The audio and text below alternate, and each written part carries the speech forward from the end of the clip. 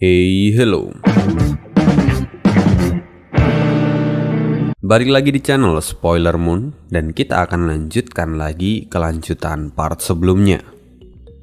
Di part sebelumnya Zovan berhasil selamat karena kesalahpahaman yang epic. Kayak autornya ini tuh memang bener-bener cara berpikirnya itu nggak ketebak sama sekali. Ibarat sudah di jalan buntu nih, tiba-tiba kayak ada aja lubang cacing yang muncul di sana dan kemudian bisa lolos lewat situ. Keren sih, keren parah malah. Ani selalu kagum sama tipikal berpikir dari autor komik ini. Nah, setelah kesalahpahaman itu dan King Sen kemudian pergi menemui Zovan. Lalu dia menjelaskan tentang masa depan yang mungkin akan mempengaruhi jalan kehidupannya. Tapi sekarang sudah saatnya untuk kembali ke Sekte Moche.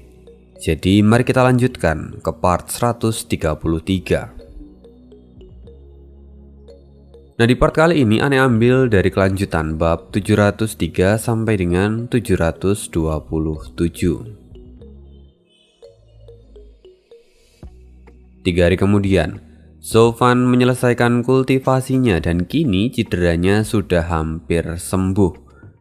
Lalu selama Zovan berkultivasi, para murid dari ke-8 sekte pun bergantian pergi meninggalkan sekte Shuanglong. Ya, tentu saja tujuan mereka adalah kembali ke sekte mereka masing-masing. Dan para murid dari sekte Jiwa Iblis serta sekte Dewa Pedang secara bergantian datang untuk memberi salam pada Zovan sekaligus berpamitan. Zovan melihat semua itu dan dia pun tersenyum puas. Dia kini telah memiliki channel untuk bisa memiliki hubungan dengan sekte-sekte lain yang mungkin akan menjadi sekutunya di masa depan. Dia juga merasa dengan begini dia bisa kembali ke keluarga Luo tanpa khawatir sedikit pun. Zovan, aku dan Zhuang Er akan kembali ke Tianyu hari ini. Kapan kamu akan pergi? Teriak Yongning sambil berlari ke kamar Zovan. Lalu tidak lama setelahnya Zhuang Er juga memasuki kamar Zovan. Melihat Yongning, Zovan kemudian berkata, "Cederaku saat ini masih belum pulih sepenuhnya. Aku khawatir mungkin aku butuh 10 hari lagi atau mungkin malah setengah bulan untuk memulihkan cederaku. Aku harus dalam kondisi prima sebelum aku pergi dari tempat ini untuk berjaga-jaga." Berjaga-jaga? Memangnya siapa yang mengincarmu kali ini? Tanya Yongning dengan wajah polosnya. Zovan kemudian berkata dengan santai, "Siapa yang mengincarku? Aku pun tidak tahu. Tapi saat ini aku punya banyak musuh, jadi aku harus lebih berhati-hati." Mendengar itu Yongning dan Zhuang Er mengangguk bersamaan. Mereka paham dengan apa yang Zovan maksudkan kali ini. Lalu Yongning pun berkata, "Kalau begitu kami akan pergi duluan. Sampai jumpa lagi." Yongning tersenyum sambil melambaikan tangannya. Tapi Zovan tampak termenung sebentar lalu kemudian berkata, "Apa kalian berdua akan kembali ke kekaisaran sendirian? Apa kalian tidak takut akan terjadi sesuatu di jalan? Kenapa kalian tidak menunggu saja beberapa hari lagi dan aku akan mengantar kalian?" "Benarkah?" kata Yongning dengan penuh semangat. Tapi Zhuang Er segera menarik baju Yongning dan memelototinya. Yongning sadar, lalu dia kemudian berkata lagi, "Zovan, kamu tidak perlu repot-repot. Kami akan kembali bersama dengan Kak King Chen. Lalu kami bisa bertanya banyak hal tentangmu kepadanya, jadi..." Mendengar itu Zhuang Er segera menutup mulut Yongning. Yongning memang anak yang terlalu polos dan susah untuk diatur. Ini semua rencana mereka telah terbongkar di depan mata Zovan. Jadi tentu itu membuat Zhuang Er merasa malu. Mendengar kalau Cucu hari ini juga akan pergi, Zovan segera berkata, "Apakah sekte Zuantian juga akan pergi hari ini?" Zovan tampak terkejut dan dia kemudian langsung keluar dari kamarnya. Dia teringat akan semua yang diucapkan oleh dan King Sen sebelumnya. Melihat tingkah dari Zofan, Yongning dan Swanger pun segera mengikuti Zofan tanpa pikir panjang. Dan setelah beberapa saat mereka bertiga pun akhirnya sampai di penginapan Sekte Suantian. Tapi saat ini para murid dari Sekte Suantian sudah bersiap untuk pergi. Mereka sudah ada di luar dan tinggal cus aja gitu. Lalu ketika melihat kedatangan dari Zofan, Suirohua serta para wanita yang lainnya tampak terkejut dan segera melihat ke arah Cucu. Sedangkan Dang Er, orang yang tampak paling antusias, dia berkata, "Kak King-chan, dia ada di sini, dia ada di sini." Cucu perlahan mengangkat kepalanya dan kemudian tampak terkejut ketika melihat Zofan. Kemudian Cucu pun berjalan ke arah Zofan. "Kenapa kamu di sini? Apa cederamu sudah membaik? Apa kau masih ada yang sakit? Kamu tentu meminum obatmu dengan benar kan? Kamu seharusnya tidak banyak bergerak terlebih dahulu." "Sekarang aku sudah baik. Bukankah pertanyaanmu itu agak terlambat? Kemana saja kamu beberapa hari terakhir? Kenapa kamu tidak menanyakan itu semua?" kata Zofan sambil menatap Cucu. "Oh, bukankah Steward Suwo lebih suka untuk sendiri dan tidak diganggu? Jadi kenapa? Apakah jangan-jangan kamu ingin aku menjengukmu sebelumnya?" kata Cucu sambil menggoda Zofan. Mendengar itu Zofan termenung untuk beberapa saat. Lalu kemudian dia menatap Cucu dengan serius dan berkata, "Beri aku waktu setengah tahun. Kalau kamu ingin tahu tentang jawaban dari pertanyaanmu ini." Setelah mengatakan itu, Zofan pun berbalik dan segera pergi meninggalkan tempat itu. Dia sama sekali tidak menunggu respon dari Cucu. Dan setelah itu pun Cucu berbalik. Lalu kemudian dia kembali ke arah rombongan dari Sekte Suantian. Wajah Cucu kini tampak bahagia dan itu membuat semua orang terpana. Mereka tidak habis pikir bahwa kali ini Sang Ratu Es akan menunjukkan senyuman yang mampu melelehkan hati. Dan Er pun segera maju dan bertanya, "Kak King-chan, kamu kenapa?" Cucu segera meraih tangan Dan Er dan kemudian berkata, "Dia baru saja mengatakan kalau dia akan memberiku jawaban. Dia akhirnya melangkah dan perlahan melepaskan simpul di hatinya." "Hah? Apa maksudnya itu?" respon dari semua orang yang mendengar ucapan dari Cucu. Mereka semua tidak paham dengan apa yang Cucu katakan. Sedangkan di sisi lain Suan Xiaoyu kini tampak bergumam, "Setengah tahun? Apa kau pikir kau bisa bertahan selama itu?" Dan waktu terus berjalan, lalu 10 hari pun terlalui dengan begitu cepat. Pagi ini matahari tampak cerah dan Zofan merasakan bahwa semua lukanya telah pulih secara total. Karena itu dia pun keluar dari kamar dan di luar ternyata sudah banyak orang yang menunggunya. Mereka semua menanti kesembuhan dari Zofan sehingga mereka bisa kembali ke Sekte Moche. Kini 8 sekte lainnya sudah kembali ke tempat mereka masing-masing dan hanya Sekte Moche yang masih bertahan di sini. Jadi bisa dikatakan Sekte Moche adalah yang terakhir datang dan mereka juga adalah yang terakhir untuk pergi. Yang Sa kini melihat Zofan dan kemudian berjalan ke arahnya. "Zofan, sudah waktunya untuk kita pergi. Apakah kamu sudah sembuh sepenuhnya?" Zofan pun mengangguk, lalu kemudian dia bertanya, "Apakah kamu sudah mengirimkan pesan kepada Master Sekte?" Tiba-tiba senyuman muncul di wajah Yang Sa dan dia pun berkata, "Tentu aku sudah mengirimkan pesan untuknya. Aku mengatakan kalau kita akan kembali dalam waktu 2 bulan. Tapi aku tidak memberitahu tentang hasil pertarungan ini padanya. Aku ingin dia mati penasaran sembari menunggu kepulangan kita." Setelah mengatakan itu, Yang Sa pun tertawa terbahak-bahak. Zofan melirik Yang Sa dan kemudian berkata, "Kamu benar-benar berani melakukan semua itu? Apa kau memang sudah bosan hidup?" Ini hanyalah permainan kecil. Kenapa kamu menanggapinya terlalu serius? Lagi pula, kita telah bekerja keras di sini dan membawa kemenangan untuk sekte.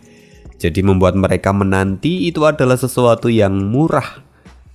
Jika tidak, maka mereka akan melangsungkan perayaan tanpa menunggu kita. Aku tidak mau itu terjadi. Mendengar itu, Zofan pun mengangkat bahunya dan kemudian dia berkata, "Baiklah, ini memang adalah kesempatan untuk mengerjai para tetua. Jadi, mari kita nikmati ini. Lagi pula setelah mereka mengetahui hasil turnamen ini, mereka juga pasti akan langsung melupakan semua kesalahan kita." Baguslah, kamu juga setuju. Kamu memang benar-benar pantas mendapatkan julukan sebagai Steward Zuo yang paling bijaksana. Kamu memang harus memberikan kenangan sebelum kepergianmu, kata Yangsa sambil menepuk bahu Zofan dan tertawa terbahak-bahak. Tunggu, Zofan, apakah kamu akan pergi meninggalkan Sekte Moche? Kemana kamu akan pergi kali ini? Kenapa kamu bahkan tidak memberitahu kami tempat tujuanmu? Lalu jika kamu pergi, lantas kemana kami harus mencarimu di masa depan? Kata Yongning dengan penuh keterkejutan. Zofan ingat dia memang belum mengatakan semua rencananya. Jadi Zofan kemudian berkata, "Pada dasarnya kamu memang tidak perlu mencariku lagi. Karena setelah aku pergi dari Sekte Moche dan menyelesaikan semua urusanku, maka aku akan kembali ke Kekaisaran Tianyu." "Benarkah?" tanya kedua gadis itu bersamaan. Zofan pun tersenyum dan dia berkata, "Tentu saja. Jika tidak, aku tidak mungkin meminta kalian tinggal selama beberapa hari di sini. Aku akan kembali bersama kalian setelah menyelesaikan urusanku nanti. Itu juga akan lebih aman untuk dua gadis kecil seperti kalian." Mendengar itu, kebahagiaan seperti meluap-luap dari dada kedua gadis ini. Mereka tidak menyangka bahwa kini mereka bisa menghabiskan waktu bersama dengan Zofan.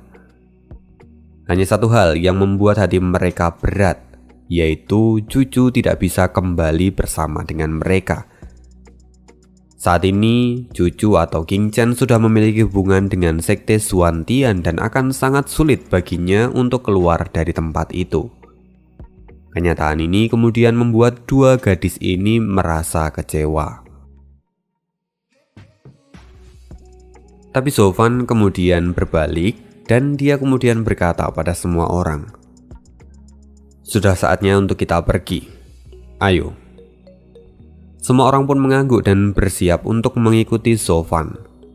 Tapi tiba-tiba Zhuang Er berhenti dan pupil matanya menghitam seperti saat dia ingin melakukan penerawangan. Dalam sekejap dia terengah-engah dan tidak tahu apa yang baru saja terjadi. Yongning yang ada di sampingnya segera membantunya dan bertanya, "Zhuang Er, kamu kenapa?"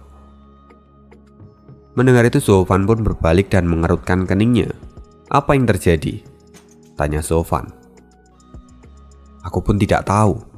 Tapi untuk sesaat jantungku tiba-tiba berdebar dengan kencang. Tapi sekarang sudah tidak apa-apa, aku sudah lebih baik," kata Zhuang Er dengan tatapan bingung di matanya. Dia baru saja merasakan bahwa bahaya akan menghadang mereka di masa depan.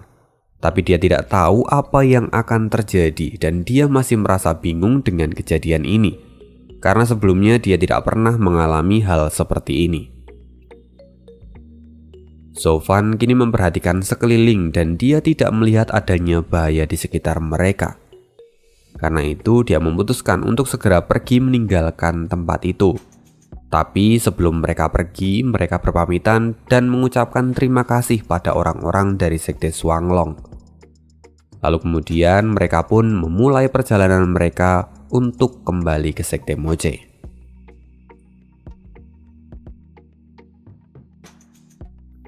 Dan sekarang di sisi lain, di sebuah hutan yang lebat, di sana ada sebuah gerbang batu yang telah tertutup oleh lumut yang tebal. Seolah-olah tempat itu sudah tidak tersentuh selama 1000 tahun. Sekarang dua sosok berdiri di depan batu itu dan salah satunya berkata, "Yang mulia, Akhirnya kita menemukannya. Ini adalah tanah leluhur dari keluarga Yun. Pria yang mengenakan brokat berwarna kuning menyeringai dan tangannya tampak gemetar karena dia merasa sangat senang.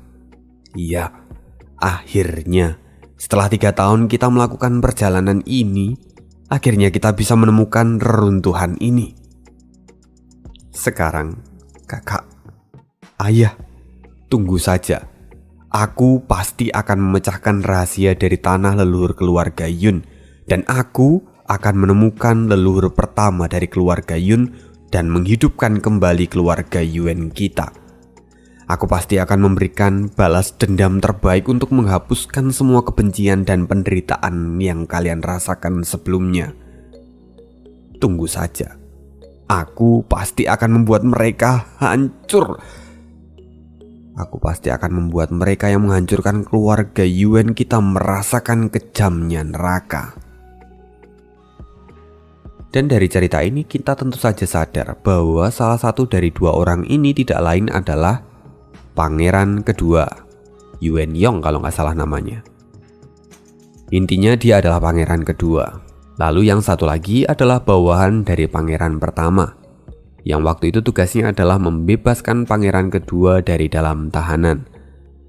Mereka berdua memang pergi untuk mencari keberadaan dari Dan King Sen serta tanah leluhur dari keluarga Yun untuk memenuhi balas dendam mereka. Bahkan setelah 3 tahun pun mereka masih belum menyerah dan akhirnya mereka berhasil sampai di tempat ini.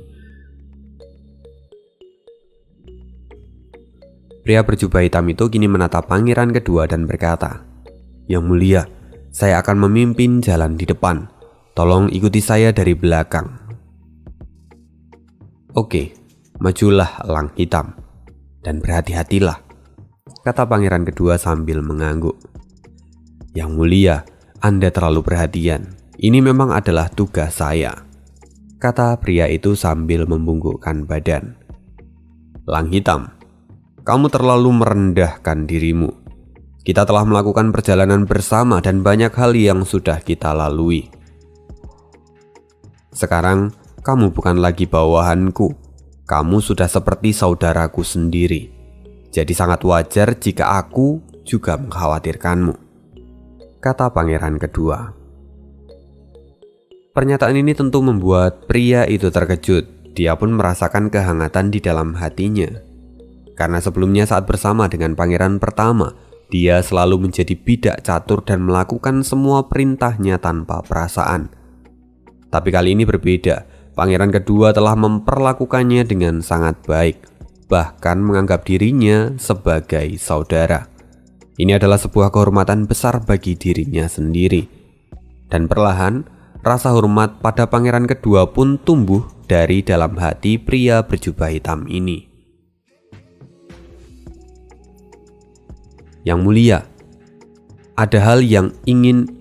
Pria berjubah hitam itu merasa bahwa dia itu sudah tidak bisa menyembunyikan apapun lagi dan berniat untuk membeberkan semua kebenarannya.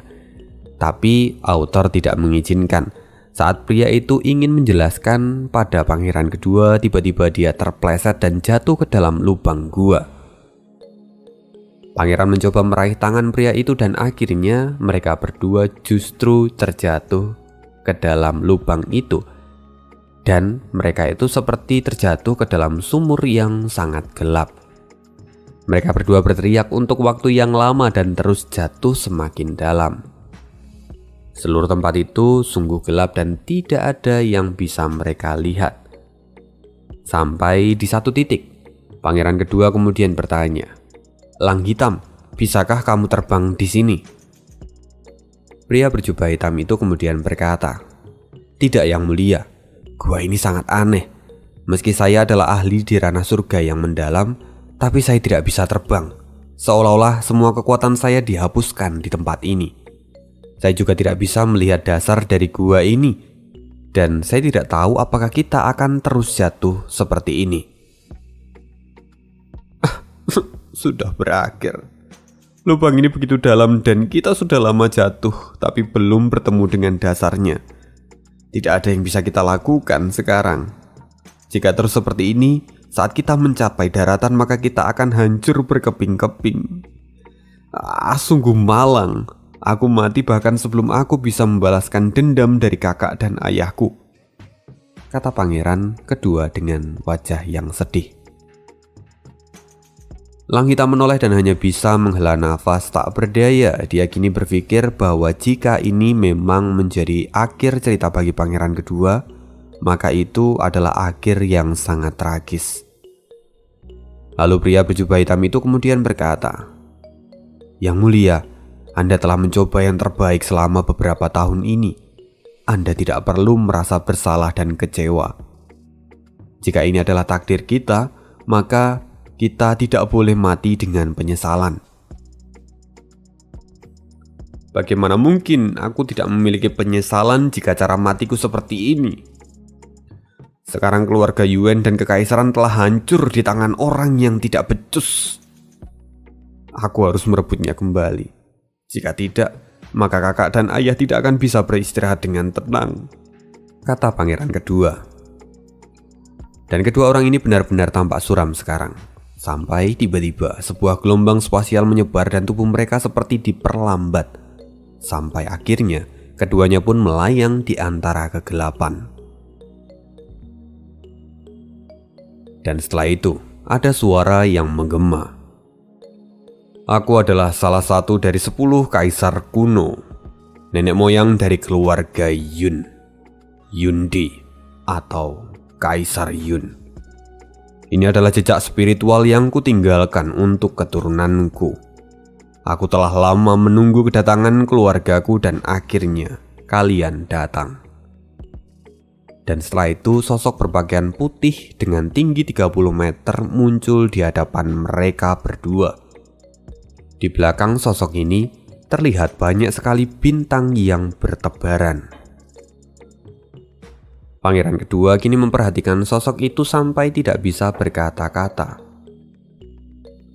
Sosok di hadapannya sangat agung, seolah dia itu bisa mengendalikan segala sesuatu yang ada di semesta ini.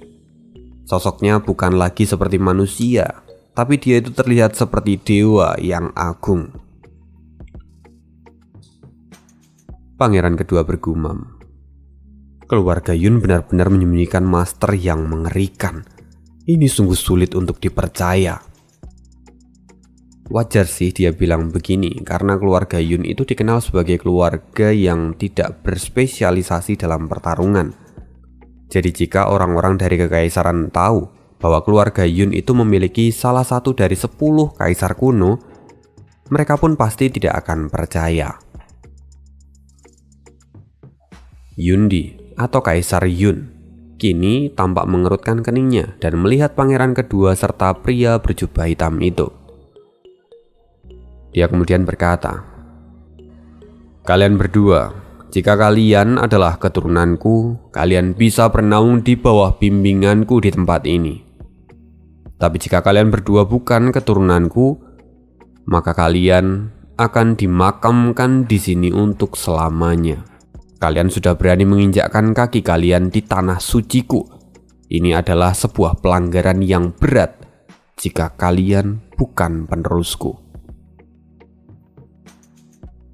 Pangeran kedua segera membungkuk dan dia berkata, "Leluhur, saya adalah anak dari keluarga Yun. Nama saya adalah Yun Yong." Elang hitam terkejut. Dia tidak menyangka bahwa pangeran kedua akan segera bereaksi seperti ini. Tapi dia pun segera mengikutinya. "Hormat pada leluhur, saya adalah anggota keluarga Yun. Nama saya adalah Yun Ying." Yundi melihat kedua orang ini dan kemudian tertawa. "Benarkah kalian adalah anggota dari keluarga Yunku? Aku hanya bisa percaya pada kalian setelah aku memeriksanya." Yundi kemudian menatap kedua orang ini, lalu ada cahaya putih yang seolah memindai tubuh dari keduanya. Dan setelah itu senyuman dingin muncul di wajah Yundi. "Generasi muda dari keluarga Yunku adalah orang yang memiliki mata dewa. Kalian berdua tidak bisa menipuku. Kalian tidak memiliki mata dewa, artinya kalian adalah orang luar. beraninya kalian masuk ke tanah keluargaku yang suci ini? Apakah kalian sudah bosan hidup?" Segera setelah itu langit menjadi semakin gelap dan cahaya putih yang semula seperti bintang mulai bergerak untuk menargetkan kedua orang ini. Perlahan cahaya putih itu mulai bergerak seperti hujan meteor. Pangeran kedua terkejut dan wajahnya tampak sangat ketakutan. Tapi dia segera berkata, "Tunggu, kami memang tidak memiliki mata dewa. Itu semua karena kami hanyalah murid biasa dari keluarga Yun. Hanya para murid senior saja yang bisa membangkitkan mata dewa." Wajah Yundi tampak dingin. Dia kemudian berkata, "Kau salah lagi, anak muda. Bukan murid-murid senior yang bisa membangkitkan mata dewa. Karena mata dewa sejak awal bukanlah hasil dari teknik kultivasi. Hanya mereka yang adalah penerusku yang memiliki kemampuan untuk membangkitkan mata dewa. Dan hanya ada satu orang dari setiap generasi yang bisa membangkitkan mata dewa. Dialah keturunanku yang sebenarnya. Sedangkan anggota keluarga Yun yang lain aku tidak peduli. Bahkan jika kalian masih memiliki garis keturunan dariku, tapi kalian hanyalah orang luar di mataku. Sekarang karena kalian bukanlah keturunanku, maka aku tidak bisa melepaskan kalian dari tempat ini." Hujan meteor kembali bergerak dan menargetkan kedua orang ini. Tapi sekali lagi pangeran berteriak, "Tunggu, kami datang membawa token dari mendiang patriark keluarga Yun Xuanji. Ini adalah token yang kami bawa." Token itu tidak lain adalah mata dewa milik imam besar yang sebelumnya telah diambil oleh kaisar. Dan segera hujan meteor itu segera berhenti dan semuanya kembali menjadi tenang. Yundi kini mengangkat tangannya dan mengambil kedua bola mata itu lalu berkata, "Hanya mereka yang adalah keturunanku yang memiliki mata dewa.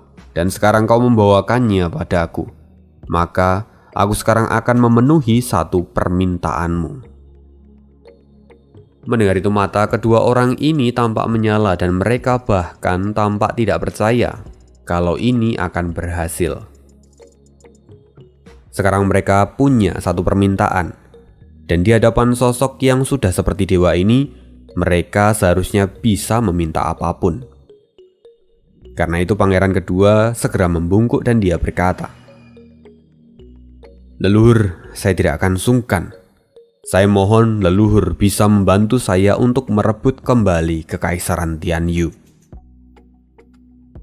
Merebut kembali kekaisaran? Yundi tampak mengerutkan keningnya dan dia menatap pangeran kedua dalam-dalam. Setelah itu, Yundi kemudian berkata lagi, "Tidak bisa." "Hah? Kenapa? Bukankah Anda mengatakan kalau Anda akan memenuhi satu permintaan saya? Bukankah dengan kekuatan Anda itu adalah hal yang sangat mudah untuk dilakukan?" Yundi kemudian berkata, "Bukankah aku sudah mengatakannya padamu sebelumnya? Kalau aku hanyalah jejak spiritual yang kutinggalkan di tempat ini untuk penerusku. Karena itu aku akan tetap berada di sini untuk memberikan warisanku nantinya. Aku tidak bisa meninggalkan tempat ini, jadi aku tidak bisa memenuhi permintaanmu." "Lalu apa yang bisa leluhur lakukan?" tanya pangeran kedua dengan raut muka tidak puas. Tapi segera pria berjubah hitam itu berkata, "Yang mulia, tolong jangan terlalu impulsif. Meski leluhur tidak bisa pergi dari tempat ini, tapi beliau masih adalah bos di tempat ini. Jadi jangan membuatnya kesal." Mendengar itu pangeran kedua segera membungkuk lagi dan berkata, "Maafkan saya leluhur, sepertinya saya terlalu berlebihan. Jadi, apakah ada yang bisa leluhur lakukan untuk kami?" "Kau mengatakan bahwa dirimu adalah anggota keluargaku. Bagaimana kau lupa dengan kemampuanku? Aku bisa membaca takdir. Jadi jika kamu memiliki pertanyaan, maka aku bisa menjawab segalanya," kata Yundi. Mendengar itu mata pangeran kedua menjadi cerah, lalu dia segera berkata, "Leluhur, jika memang demikian saya ingin bertanya, di manakah saya bisa menemui Dan King Seng, orang pertama di benua bagian Sisou yang telah melukis lukisan ini? Apakah Anda bisa menemukan lokasinya untuk saya?" Tanpa menjawab, gelombang spiritual segera menyebar dan bintang seperti berputar di langit. Itu adalah fenomena yang sangat menakjubkan. Lalu Yundi berkata, "Dan King Sen akan muncul di kekaisaran bintang pedang di benua bagian Songzhou. Jika kamu menemuinya, maka dia akan mengabulkan keinginanmu." Pangeran kedua merasa sangat bahagia dan segera berseru, "Leluhur, apakah Anda mengatakan yang sesungguhnya?"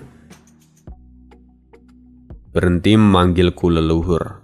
Aku bukan leluhurmu. Aku sudah menahannya untuk beberapa waktu dan ini terasa sangat menjengkelkan. Kamu hanya orang luar. Jika bukan karena kamu membawa mata dewa ini padaku, maka aku tidak akan pernah memberimu bimbingan. Maka itu saja yang akan kukatakan, dan sekarang pergilah," kata Yundi dengan suara dingin. Pangeran kedua merasakan kengerian di dalam hatinya, tapi dia tidak bisa berhenti di sini. Lalu dia bertanya lagi, "Kalau begitu senior, kapan saya harus menemuinya? Ataukah kapan kami bisa bertemu dengannya?" Itu adalah pertanyaan kedua, maka aku tidak akan menjawabnya. Sekarang urusan kita telah selesai, jadi kalian harus pergi dari tempat ini, kata Yundi yang kemudian melambaikan tangannya. Dan tiba-tiba angin kencang menerpa tubuh dari pangeran kedua dan juga pria berjubah hitam itu. Lalu kemudian menerbangkan mereka keluar dari tempat itu. Dalam sekejap, mereka kini sudah berada di tempat yang lain. Pria berjubah hitam langsung berkata, "Yang mulia, sepertinya kita telah kembali ke kaki gunung terlarang milik keluarga Yun." Mendengar itu wajah pangeran kedua menegang. "Kita kembali dalam sekejap mata, padahal kita butuh waktu 3 tahun untuk bisa mencapai tempat itu. Kita pun harus melewati ribuan kesulitan dalam perjalanan ini, dan aku tidak menyangka bahwa kekuatan Kaisar Yun itu sungguh luar biasa." Mendengar ini, pria berjubah hitam itu pun mengangguk. Dia juga tidak menyangka kalau itu semua akan terjadi. Tapi yang lebih penting sekarang adalah mereka sudah mengetahui lokasi dari Dan King Seng. Maka mereka harus segera pergi dan mencarinya. Karena itu keduanya pun segera bergegas untuk pergi menuju ke Kekaisaran Bintang Pedang di benua Songzhou. Dan sekarang di dalam kedalaman tanah suci keluarga Yun, Yundi tampak mengerutkan keningnya. Dia baru saja menyelesaikan penerawangannya dan menemukan hal yang aneh. Tujuan anak itu datang ke sini adalah untuk membalas dendam pada Zuo Fan dan keluarga Luo serta adik ketiganya. Aku bisa melihat semua itu dengan sangat jelas. Tapi setelah aku menyelidiki siapa sebenarnya Zuo Fan ini, aku tidak bisa menemukan apapun. Seolah pria itu berada di luar takdir. Dia seperti variabel besar yang bisa saja mengubah takdir dari orang-orang yang ada di sekitarnya. Bahkan sekarang, aku tidak bisa melihat masa depan dari orang-orang itu. Sama seperti pangeran ketiga, yang kini aku tidak bisa melihat masa depannya. Seolah semuanya kini menjadi buram. Kaisar Yun menghela nafas panjang, lalu kemudian dia perlahan menghilang sepenuhnya di dalam kegelapan. Tidak terasa 2 bulan pun telah terlalui, dan beberapa sosok tampak melintasi langit. Mereka tidak lain adalah Zuo Fan dan rombongannya yang kini telah kembali ke Sekte Moche. "Aku tidak menyangka kalau Xie Wuyue telah menyambut kita dengan begitu meriah," kata Yang Sa sambil melihat sekelompok orang yang berdiri di perbatasan. Namun kini mata Xie Wuyue terlihat dingin dan dia segera maju tanpa basa-basi. Sebelum Yangsa menyadarinya, kaki Xie Wuyue kini telah bersarang di tubuhnya dan membuat dia terlempar seperti bola meriam. Tubuhnya yang bulat segera menghantam tebing dan membuat lubang besar di tempat itu.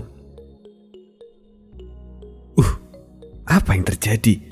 Apakah kita telah melakukan kesalahan? Mengapa Master Sekte begitu marah? Kata Kuilang dengan wajah suram. Kini Xie Wuyue perlahan menurunkan kakinya dan melihat ke arah Yangsa yang kini masih tertutup oleh debu yang berterbangan. Lalu Yangsa perlahan keluar dan mengeluh. "Hei Master Sekte, apa kau sudah gila? Tuan ini telah berjuang keras demi kemuliaan Sekte, lalu apakah ini sambutan darimu? Apa kau ingin mengajakku berkelahi?" "Hah? Kau rupanya masih punya wajah untuk mengatakan semua itu. Kau bahkan tidak sadar akan kesalahanmu. 2 bulan lalu kau mengirimkan token yang berisi bahwa kalian akan kembali ke Sekte dalam waktu 2 bulan. Tapi kau bahkan tidak menulis laporan tentang hasil turnamen naga ganda kali ini. Sekarang setelah melakukan semua itu, kau babi gendut, beraninya kau kembali tanpa rasa bersalah. Seharusnya kau sadar bahwa tendangan itu masih terlalu ringan untuk hukumanmu," kata Xie Wuyue dengan suara dingin. Semua orang terkejut, tapi setelah mendengar semua itu, mereka pun kemudian tertawa bersama. Kuilang yang sebelumnya ketakutan pun akhirnya menyadarinya bahwa memang itu adalah salah dari Yangsa. Sekarang di sisi lain Yangsa kini tampak tersenyum dan menggaruk-garuk kepalanya, lalu dia berkata, "Jadi kau marah tentang masalah itu? Ya, bukankah aku sudah menulisnya? Atau aku lupa menulisnya?" "Kentut bau, kau benar-benar babi sialan. Bagaimana bisa kau melupakan bagian terpenting dari laporanmu? Bahkan jika kau lupa menulis surat wasiatmu, tidak seharusnya kau melupakan hasil laporan dari turnamen naga ganda ini. Sekarang katakan pada aku, apakah kita kalah lagi dalam turnamen naga ganda ini, ataukah kita berhasil lolos dari dasar sekte bawah?" kata Xie Wuyue. Mendengar itu, Qi Changlong kemudian berbisik, "Tidak kusangka tuntutan Master Sekte pada kita rupanya terlalu rendah. Bagaimana jika Master Sekte sampai tahu posisi kita di dalam turnamen naga ganda?" Mendengar itu, para murid lainnya yang ikut dalam kompetisi ini, mereka semua menutup mulut mereka dan menahan tawa. Sedangkan Yangsa kini tampak menyeringai dan masih mencoba menggoda Xie Wuyue. "Hei Wuyue, coba tebak hasil dari turnamen ini." "Tebak-tebak matamu. Lebih baik kau mati saja babi uzur," kata Xie Wuyue dengan kesal. Dan di saat itu, tiba-tiba Zhou Fan berjalan mengabaikan semuanya. Dia membawa Yongning dan Suang Er bersama dengannya. Lalu dia pun memanggil 2 budak dan berkata, "Kalian berdua pergilah dan siapkan kamar untuk tamu dan temani kedua gadis ini." "Siap, Steward Zhuo," kata mereka yang kemudian bergegas pergi dan mengantar kedua gadis itu. Lagi pula, sejak awal para budak itu menganggap perintah Zhou Fan sudah seperti perintah dari Master Sekte. Jadi mereka tidak akan berani bertanya dan hanya akan mengikuti semua perintahnya. Melihat hal ini, Xie Wuyue mengerutkan keningnya dan kemudian berkata, "Zhou Fan, siapa yang memintamu membawa 2 gadis itu kembali ke Sekte? Apa kau sudah lupa akan aturan yang ada di dalam Sekte ini?" Yangsa segera menyahut, "Tidak masalah. Biarkan Zhou Fan melakukan apa yang dia mau. Aku telah memberinya izin untuk melakukan itu. Lagi pula, pencapaian yang didapatkan anak ini di dalam turnamen naga ganda pasti akan membuatmu mengampuninya." "Hah? Apa maksudmu?" "Hei Wuyue bodoh, apakah kamu masih belum bisa menebaknya?" kata Yangsa dengan ekspresi yang mengejek. "Gendut, sebaiknya kamu membawa kabar yang baik kali ini. Dan jangan berbelit-belit. Jangan sampai aku mengabaikan persahabatan kita di masa lalu dan mengusirmu dari Sekte." kata Xie Wuyue. Silakan saja. Silakan saja.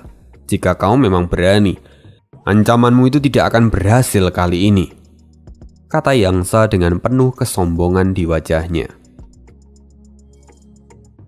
Yang Sa kemudian kembali tertawa dan dia benar-benar puas saat membuat Xie Wuyue menjadi sangat kesal. Lalu akhirnya dia menghela nafas dan berkata, sebenarnya Yang Sa mulai bercerita tentang semua yang terjadi di turnamen naga ganda. Alis Xie Wuyue bergetar dan dia tampak tidak percaya. Apa yang baru saja kamu katakan? Cepat katakan lagi. Aku tahu kamu pasti akan bereaksi seperti itu. Jadi kali ini, Sekte Moche telah mendapatkan 10.000 batu roh suci dan menjadi pemimpin dari 3 sekte tengah, kata Yang Sa. Hah? Bagaimana mungkin?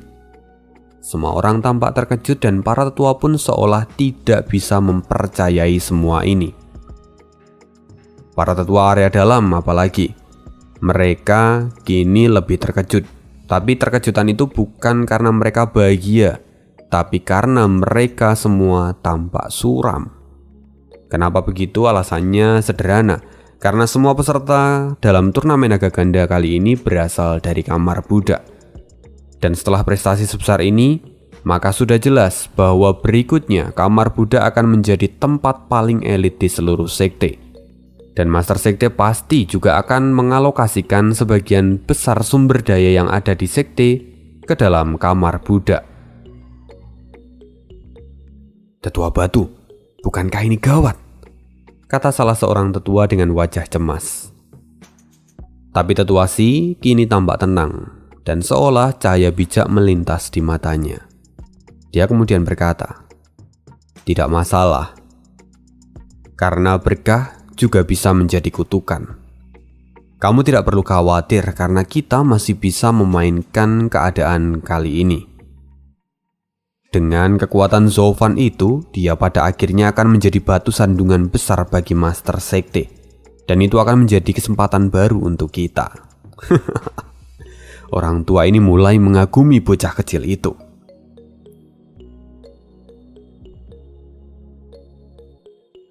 Di sisi lain, Xie Wuyue masih memastikan sekali lagi.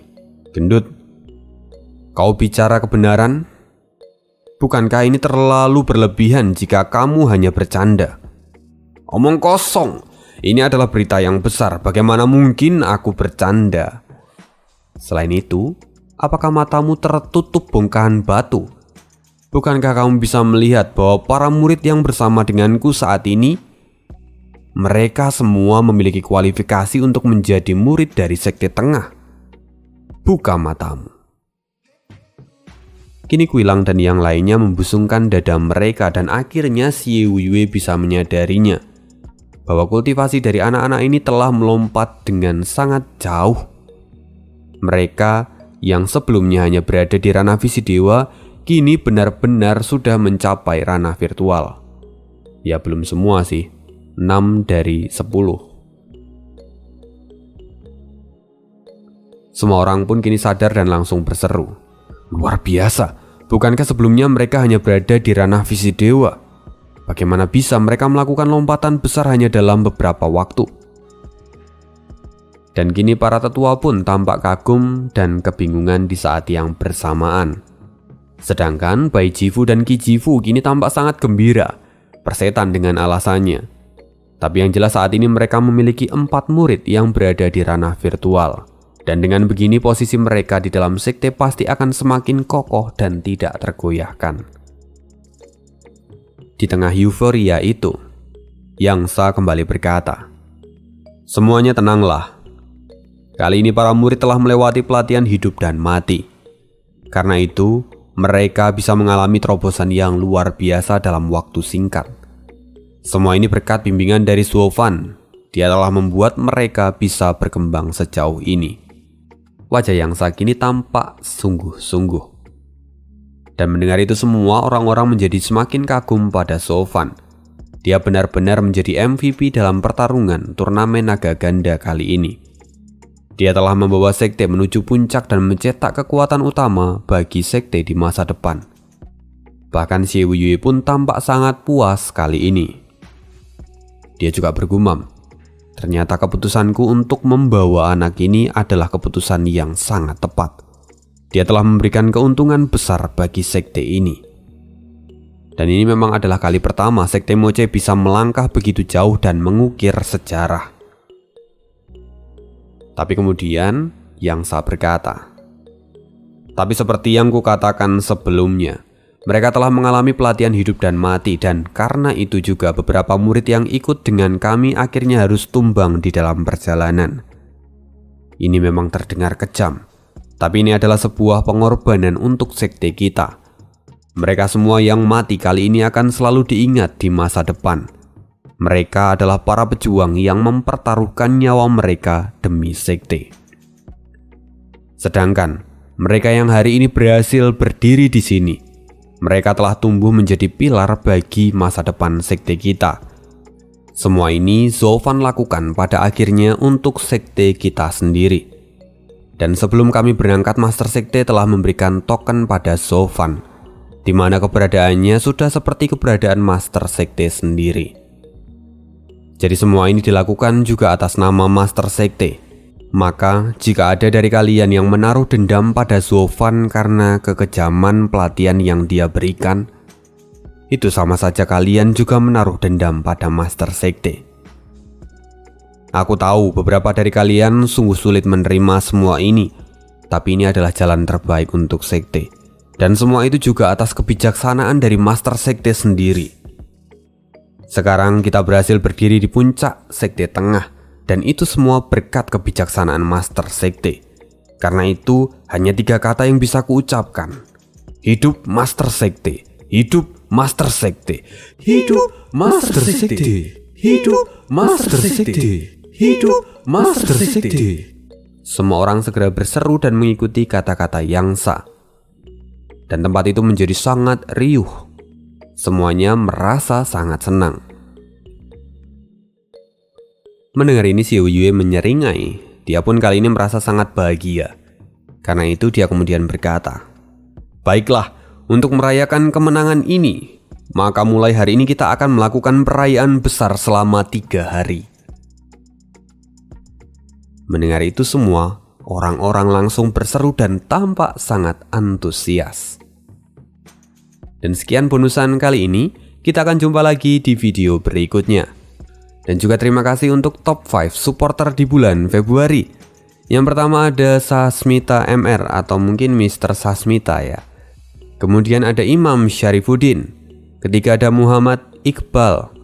Keempat ada Muhammad Labki. Dan yang kelima Rinch. Rekan-rekan yang lainnya juga terima kasih banyak untuk supportnya. Semua rezeki semoga dilancarkan dan see you again di next video. Bye.